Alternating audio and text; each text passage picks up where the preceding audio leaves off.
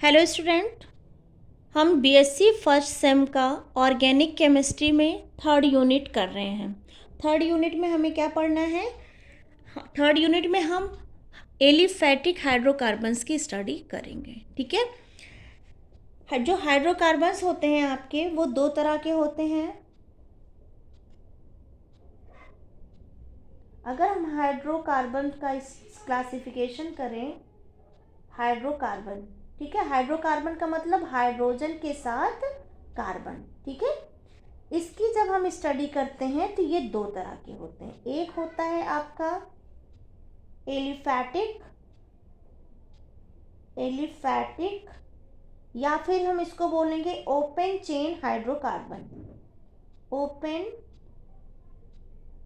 Chain hydrocarbon. दूसरा होता है आपका साइक्लिक या फिर क्लोज्ड चेन हाइड्रोकार्बन, साइक्लिक या फिर क्लोज्ड। ये ओपन था, ये कैसे हो जाएंगे? Closed, closed chain hydrocarbon. ठीक है, अब ये जो एलिफैटिक या ओपन चेन हाइड्रोकार्बन होते हैं, ये कैसे होंगे? ओपन, बिल्कुल खुले, कहीं से ये बाउंडेड नहीं होंगे। ठीक है, जैसे आपका हो गया ये मीथेन हो गया, ऐसे ही इथेन का स्ट्रक्चर बना दो। ठीक है, तो ये ओपन चेन है। ऐसे अगर हम प्रोपेन का बनाएं, ठीक, तो ये क्या है? Open chain hydrocarbon. ठीक है, ये हाइड्रोकार्बन भी दो तरह के होते हैं। ये जो हाइड्रोकार्बन होते हैं ये दो तरह के होते हैं। एक होता है आपका सैचुरेटेड, सैचुरेटेड हाइड्रोकार्बन, हाइड्रोकार्बन, और एक होता है आपका अनसैचुरेटेड हाइड्रोकार्बन, अनसैचुरेटेड हाइड्रोकार्बन। ठीक है, सैचुरेटेड हाइड्रोकार्बन का मतलब जो कार्बन कार्बन के बीच बॉन्ड हो वो कैसा हो? सिंगल हो। ठीक है, अनसैचुरेटेड, और इसकी स्टडी हम किसके अंदर करते हैं? Alkene, alkanes. देखो, एन का मतलब होता है सिंगल बॉन्ड और एल्केन का मतलब होता है एल का मतलब होता है कार्बन और हाइड्रोजन। मतलब जब कार्बन और हाइड्रोजन सिंगल बॉन्ड के थ्रू जुड़े होते हैं तो उनको हम बोलते हैं एल्केन। ठीक है, अनसैचुरेटेड हाइड्रोकार्बन का मतलब कार्बन या तो डबल बॉन्ड हो या फिर वो ट्रिपल बॉन्ड हो। मतलब कार्बन कार्बन के बीच डबल बॉन्ड भी हो सकता है और ट्रिपल बॉन्ड भी हो सकता है। अगर carbon carbon double bond carry करता है तो इसको हम बोलेंगे एल्केन्स, एल्कीन्स। और अगर कार्बन कार्बन के बीच ट्रिपल बॉन्ड आ रहा है तो इसकी स्टडी को हम बोलेंगे एल्काइंस। ठीक है, ईन्स का मतलब होता है ENE, मतलब डबल बॉन्ड, और आयन किसके लिए यूज किया जाता है? Triple bond. अब आता है हमारा साइक्लिक या क्लोज्ड चेन हाइड्रोकार्बन। तो ये भी दो तरह के होते हैं। एक होता है आपका असाइक्लिक हाइड्रोकार्बन, सॉरी असाइक्लिक नहीं, एलिसाइक्लिक, साइक्लिक तो रहेंगे ही। एलिसाइक्लिक हाइड्रोकार्बन जो आपके एलिफैटिक वाले होते हैं हाइड्रोकार्बन्स, और दूसरा होता है आपका aromatic hydrocarbon, aromatic hydrocarbon. Alicyclic का मतलब जैसे आपका ये हो गया, ठीक है, ब्यूटेन हो गया जो क्लोज रिंग में हो, या फिर हम पेंटेन बना लें जो क्लोज रिंग में हो, या फिर हम हेक्सेन बना लें जो भी क्या है? क्लोज रिंग में हो। एरोमेटिक का क्या मतलब होता है? साइक्लिक तो हो, साथ में इसमें कॉन्जुगेशन भी हो। ठीक है, तो ये था हाइड्रोकार्बन का क्लासिफिकेशन। हाइड्रोकार्बन के क्लासिफिकेशन में मैंने आपको बताया इसको दो तरह से क्लासिफाई कर सकते हैं, एक एलिफैटिक और एक साइक्लिक। एलिफैटिक का मतलब ओपन चेन, ओपन चेन में भी अगर कार्बन सिंगल बॉन्ड कार्बन से जुड़ा है तो उसको सैचुरेटेड बोलेंगे और उसके अंदर हम एल्केन की स्टडी करेंगे। अगर कार्बन डबल बॉन्ड या ट्रिपल बॉन्ड है तो डबल बॉन्ड के डबल या ट्रिपल बॉन्ड कैरी कर रहा है तो उसको हम अनसैचुरेटेड हाइड्रोकार्बन बोलेंगे। कार्बन कार्बन डबल बॉन्ड है तो उसकी स्टडी हम एल्केन्स में करेंगे, और कार्बन कार्बन ट्रिपल बॉन्ड की स्टडी हम एल्काइंस में करेंगे। ठीक है, ये इन वर्ड जो होता है वो डबल बॉन्ड के लिए, आइंस वर्ड जो होता है वो ट्रिपल बॉन्ड के लिए यूज़ होता है। अब आता है साइक्लिक या फिर क्लोज चेन हाइड्रोकार्बन। यहाँ पे क्या था, ओपन था, अब ये क्लोज्ड है। तो क्लोज भी दो तरह के हैं, एक एलिसाइक्लिक हाइड्रोकार्बन, मतलब क्लोज तो है लेकिन इसमें डबल बॉन्ड का कॉन्जुगेशन नहीं है। एक होता है आपका एरोमेटिक हाइड्रोकार्बन, इसमें डबल बॉन्ड का कॉन्जुगेशन है। ठीक है, तो अब हम ये जो एलिसाइक्लिक मतलब साइक्लिक वाले जो हाइड्रोकार्बन्स हैं और ये जो ओपन वाले हैं सैचुरेटेड और अनसैचुरेटेड, इसकी स्टडी हम किस में करेंगे, थर्ड यूनिट में, जिसमें हम इसकी स्टडी एल्केन्स में, इसकी एल्कीन्स में, इसकी एल्काइंस में, और इसकी हम किस में करेंगे, साइक्लो एल्केन्स में करेंगे। इसकी स्टडी को हम करेंगे फोर्थ यूनिट में, जिसको हम बोलते हैं एरीन्स या फिर एरोमेटिसिटी। तो अब हम क्या स्टार्ट करेंगे, एल्केन्स। सबसे पहले किसको स्टडी करेंगे हम, एल्केन्स की। ये है हमारा थर्ड यूनिट का first part, alkanes and cyclo alkanes. ठीक है, एल्केन क्या होते हैं, alkane which are hydrocarbon represent the parent family from which all other families has been derived by replacing one or more hydrogen atom with suitable functional group. These are also known as saturated hydrocarbons या फिर paraffins बोलते हैं इसको। These have the general formula CnH2n+2 and are open chain in nature। मतलब क्या हुआ, ये जो एल्केन्स होते हैं इसमें कार्बन के सराउंडेड जो हाइड्रोजन होते हैं, जैसे ये हाइड्रोजन है, ठीक है, इस हाइड्रोजन को हम रिप्लेस करके यहाँ पे कोई भी फंक्शनल ग्रुप लगा सकते हैं, COOH, हम CO लगा सकते हैं, या फिर हम यहाँ पे लगा सकते हैं CHO लगा सकते हैं, हम कोई भी halogen group, chlorine, bromine, iodine लगा सकते हैं, या फिर हम कोई अल्कोहलिक ग्रुप, कोई भी फंक्शनल ग्रुप इस हाइड्रोजन को रिप्लेस करके हम यहाँ पे लगा सकते हैं। ठीक है, क्योंकि ये सिंगली बाउंडेड होते हैं इसलिए ये कैसे होते हैं,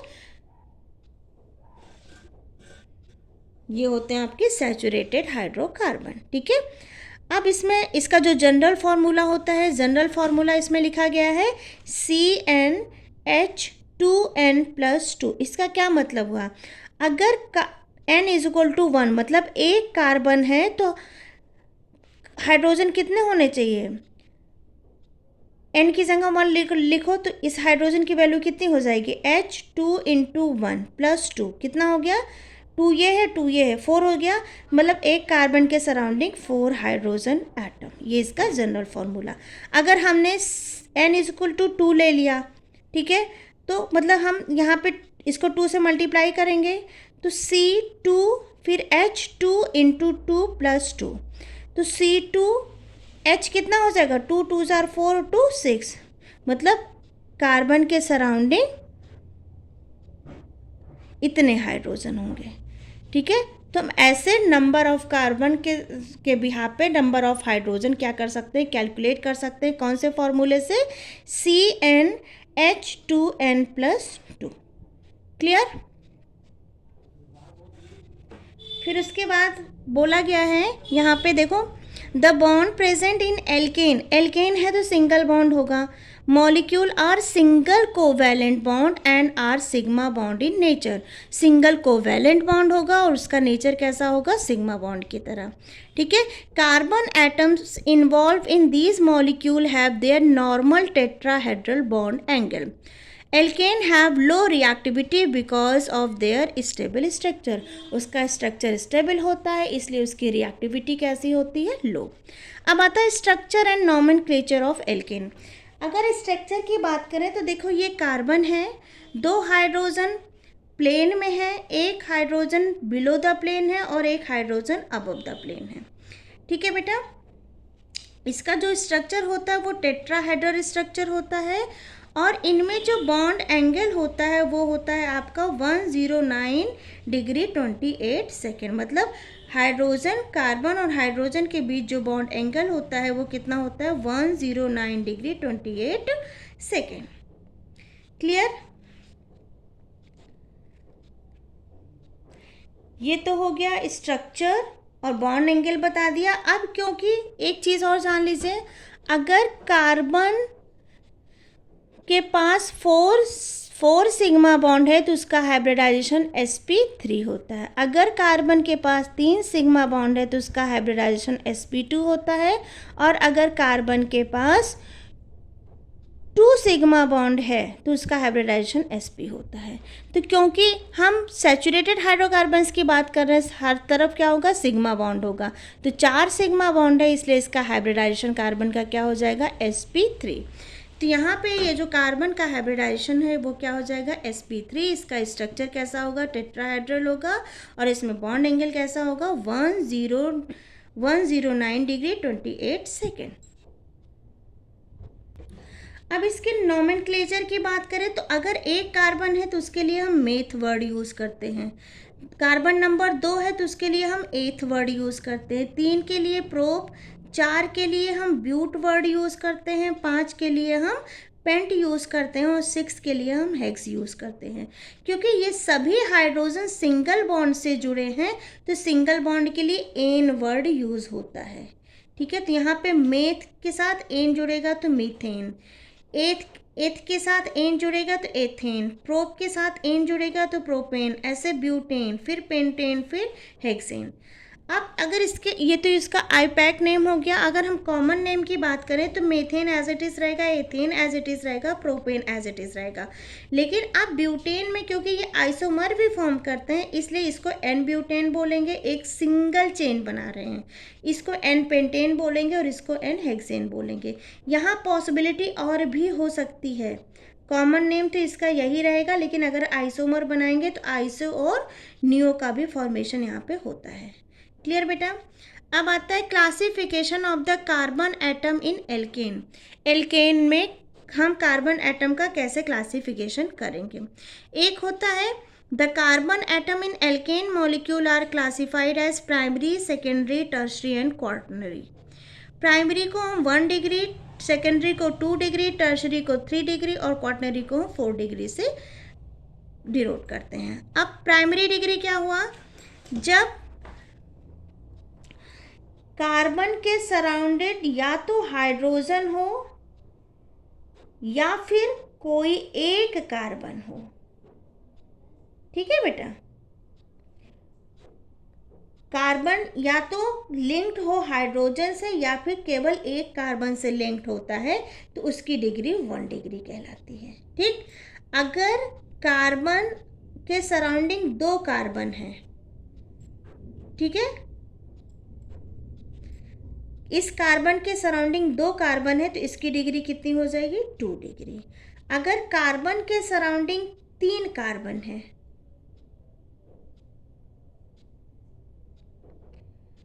तो इसकी डिग्री कितनी हो जाएगी? 3 डिग्री। अगर कार्बन के सराउंडिंग 4 कार्बन एटम जुड़े हुए हैं तो इसकी डिग्री कितनी हो जाएगी? 4 डिग्री। क्लियर? तो डिग्री के बिहार पे कार्बन की 4 डिग्रियां होती हैं। प्राइमरी डिग्री 1 कार्बन जुड़ा है, सेकेंडरी डिग्री 2 कार्बन जुड़ा है, टर्शरी डिग्री 3 कार्बन जुड़े हैं और क्वार्टनरी 4 डिग्री मतलब 4 कार्बन 1 कार्बन के सराउंडेड जुड़े हुए हैं। ठीक? तो इस बेसिस पे यहाँ पे क्या लिखा है? A primary carbon is link to 1 और नो कार्बन एटम, या तो हाइड्रोजन से हो या फिर कार्बन से हो। Secondary carbon atom is link to 2 carbon atom, अभी बताया। ऐसे टर्सरी कार्बन में कार्बन एटम कितने से जुड़ा होगा? 3 कार्बन से। क्वार्टनरी में कार्बन एटम 4 से जुड़ा होगा। तो ये फॉर्मूला देखिए, इस फॉर्मूले में इस कार्बन के सराउंडेड 1 कार्बन जुड़ा है तो ये प्राइमरी डिग्री। इस कार्बन में देखो 1 कार्बन यहाँ जुड़ा है, 1 कार्बन यहाँ जुड़ा है तो इसकी डिग्री 2 हो गई। इस कार्बन में देखो 1 यहाँ, 1 यहाँ, 1 यहाँ, 1 यहाँ तो इसकी डिग्री कितनी हो गई? 4। इस कार्बन को देखो 1, 2 और 3 तो डिग्री कितनी हो गई? 3। इस कार्बन की देखो एक ही जुड़ा है तो 1 डिग्री।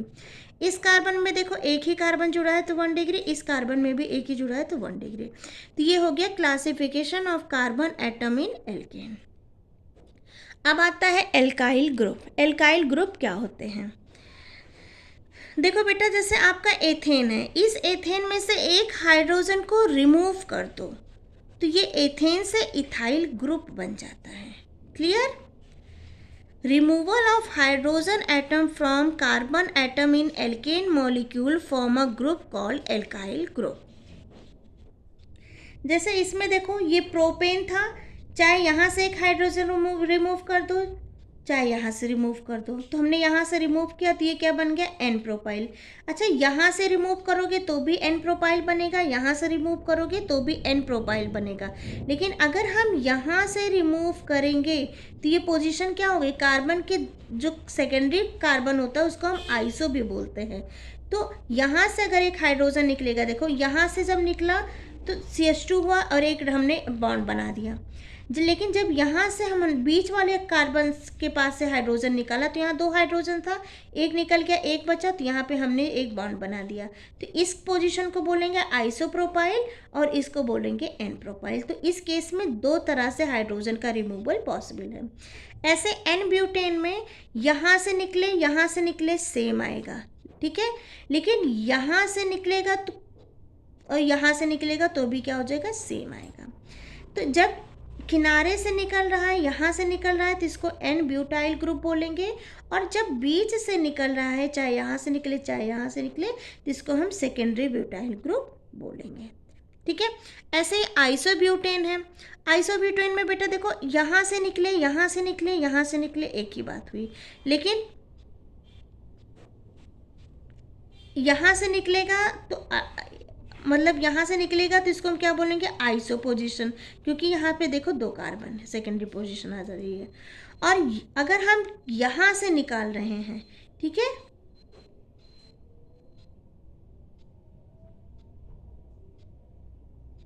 यहाँ से, तो इसको हम बोलेंगे आइसो न्यू, ठीक है। तो जब यहाँ से इस वाले पोजीशन से कार्बन निकल रहा है तो इसको बोलेंगे आइसोब्यूटाइल ग्रुप। और यहाँ से ये हाइड्रोजन नहीं रहेगा, इस वाले कार्बन के पास से जब हाइड्रोजन निकल रहा है, यहाँ जो बॉन्ड लग रहा है, इस बॉन्ड की वजह से हम इसको बोलेंगे नियोब्यूटाइल ग्रुप, ठीक है। तो आई होप यहाँ तक आपको समझ में आया होगा। अब आइसोमेरिज्म हम अपने सेकेंड लेक्चर में डिस्कस करेंगे। Thank you.